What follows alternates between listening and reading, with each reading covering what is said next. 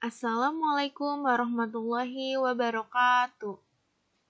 Selamat pagi anak-anak, apa kabar? Semoga kalian dalam keadaan sehat dan siap untuk belajar matematika hari ini. Sebelum kita mulai pelajaran hari ini, jangan lupa kalian untuk memberikan absen berupa foto kepada wali kelas kalian. Selanjutnya, sebelum kita mulai pelajaran, alangkah baiknya kita mulai dengan doa. Bagi yang beragama Islam, silakan baca Al-Fatihah. Berdoa menurut agama dan kepercayaan masing-masing. Berdoa mulai.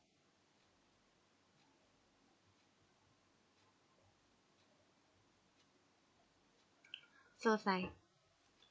Oke, di pertemuan sebelumnya kita sudah masuk ke bab relasi dan fungsi, dan kita sudah membahas tentang relasi.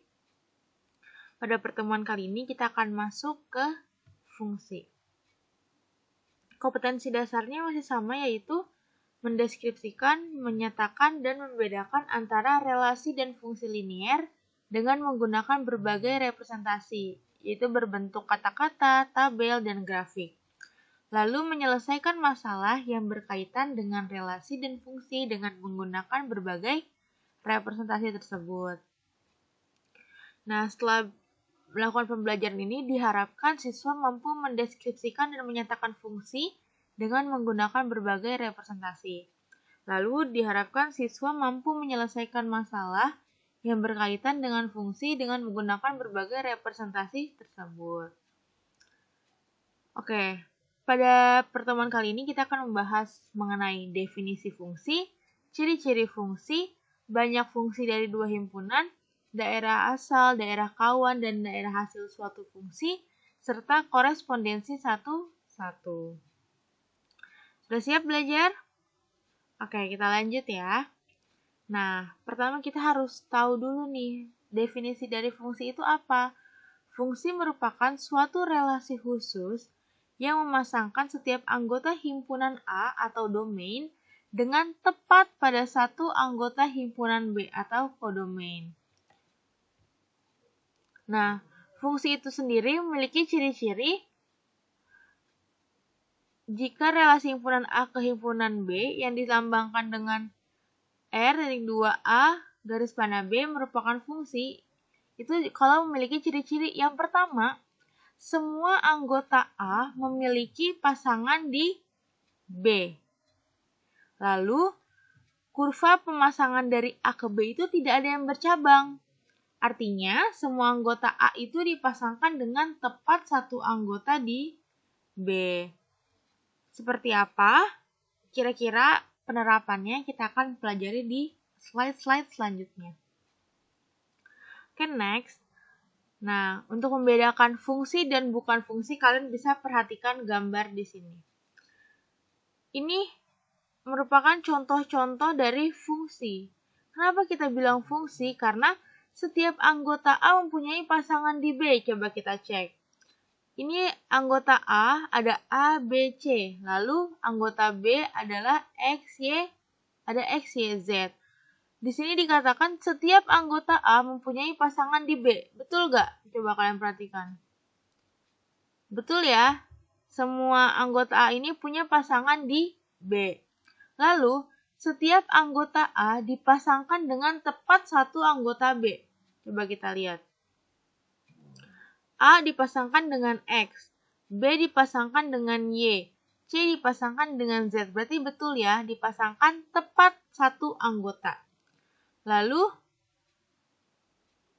A dipasangkan dengan X, B dipasangkan dengan Y, C dipasangkan dengan Y. Apakah ini fungsi?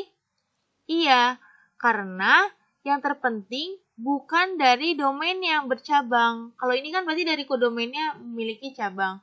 Yang terpenting bukan dari domain yang memiliki cabang. Contohnya seperti ini nih. B pasangan dengan Y, tapi C juga berpasangan dengan Y. Ini fungsi apa bukan? Bukan fungsi. Kenapa? Karena ada si A ini tidak memiliki pasangan. Atau di A ini A berpasangan dengan Y, lalu A juga berpasangan dengan Z. Kenapa dia bukan fungsi? Karena A ini berpasangannya lebih dari satu, tidak tepat pada satu.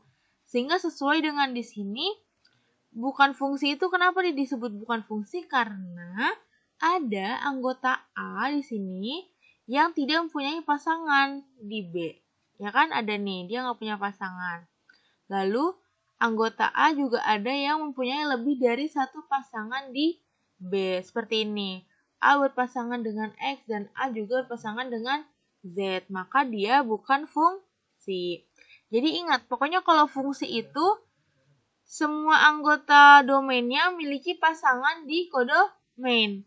Dan hanya memiliki pasangan tepat satu. Artinya tidak boleh domainnya ini bercabang. Tapi kalau kodomain yang bercabang seperti ini misalkan itu tidak masalah gitu.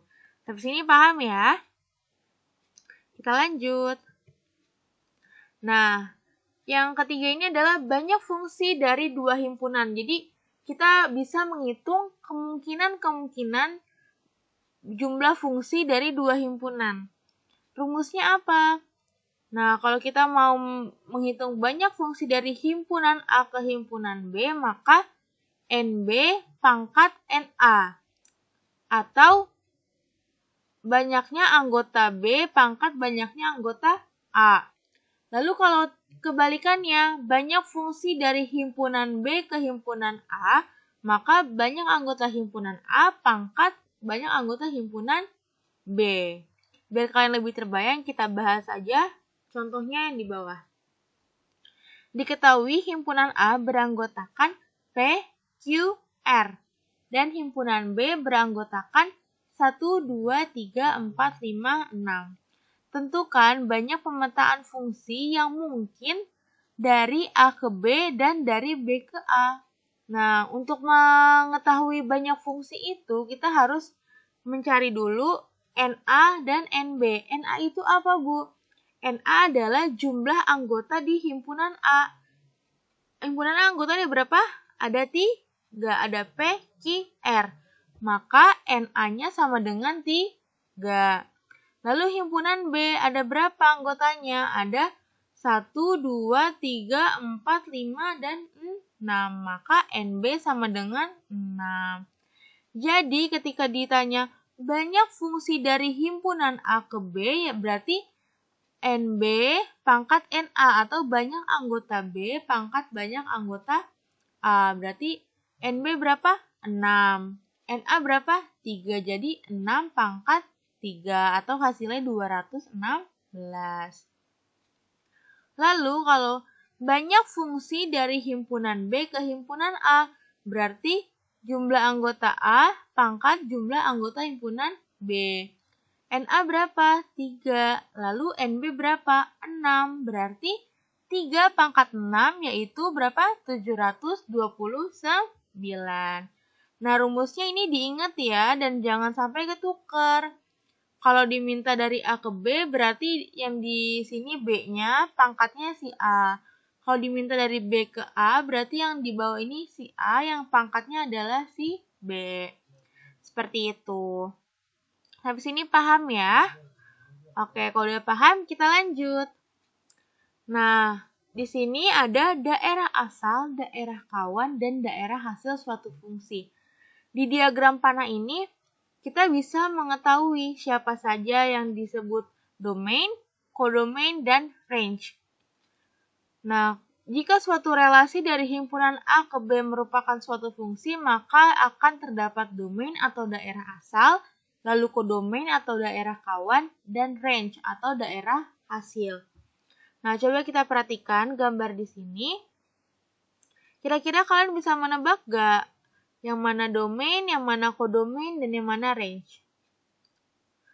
Oke, jadi domain itu adalah daerah asal. Daerah asal adalah si himpunan A, yaitu 1, 2, 3, 4. Jadi di sini udah ditulis ya, domain adalah A sama dengan yang tadi anggotanya 1, 2, 3, 4. Lalu kodomain yang mana, Bu? Kodomain itu adalah si himpunan B, yaitu ada 3, 5, 7, 9, dan 11. Lalu kalau range, yang mana, Bu? Range itu adalah daerah hasil.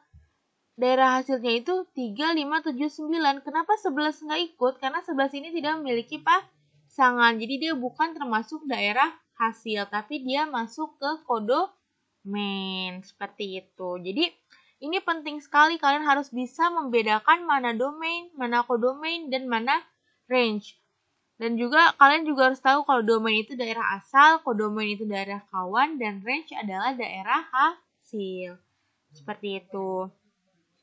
Nah, ini untuk lebih detailnya, kalian perhatikan. Oke. Nah, yang terakhir adalah korespondensi satu-satu.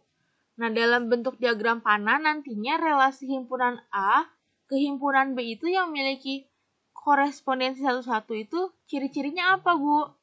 Ciri-cirinya adalah semua anggota A tepat memiliki satu pasangan di B.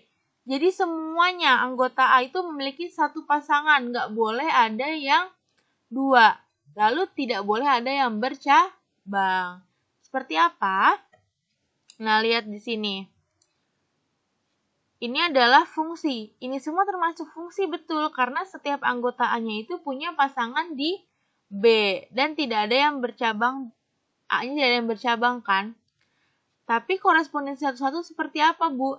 Jadi mereka berpasangannya masing-masing tepat satu.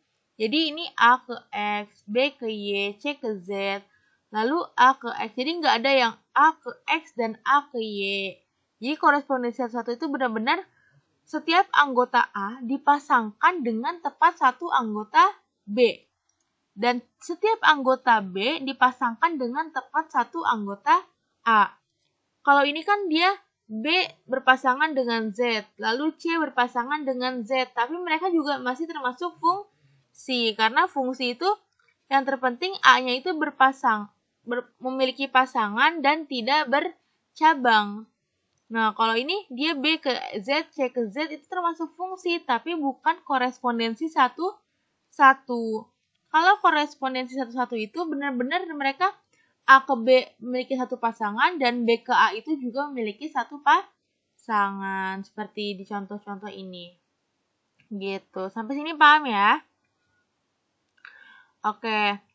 Setelah kita mempelajari materi hari ini, Ibu harap kalian sudah paham definisi dari fungsi, lalu bagaimana cara mencari banyak kemungkinan dari fungsi itu, lalu korespondensi satu-satu seperti apa, kalian sudah bisa membedakan. Lalu kalian harus bisa membedakan mana fungsi dan mana yang bukan fungsi. Dan yang Ibu harapkan juga kalian jangan hanya sekadar menonton video ini, tapi dicatat, dipelajari, dan mengerjakan latihan-latihan soal, lalu contoh-contoh soal diperhatikan. Karena sekarang ini sumber belajar banyak ya, di internet udah banyak. Jadi, Ibu harap kalian bisa mempelajarinya dengan baik. Setelah itu, kalian Ibu minta untuk mengerjakan soal di link berikut ini. Nanti Ibu share juga di Google Classroom. Dan kerjakan dengan baik dan benar, Ibu minta. Jangan sampai ada yang mengerjakan asal-asalan, karena ini berpengaruh dengan nilai kalian. Oke, Ibu rasa cukup untuk pertemuan kita hari ini. Kurang lebihnya mohon maaf. Wassalamualaikum warahmatullahi wabarakatuh.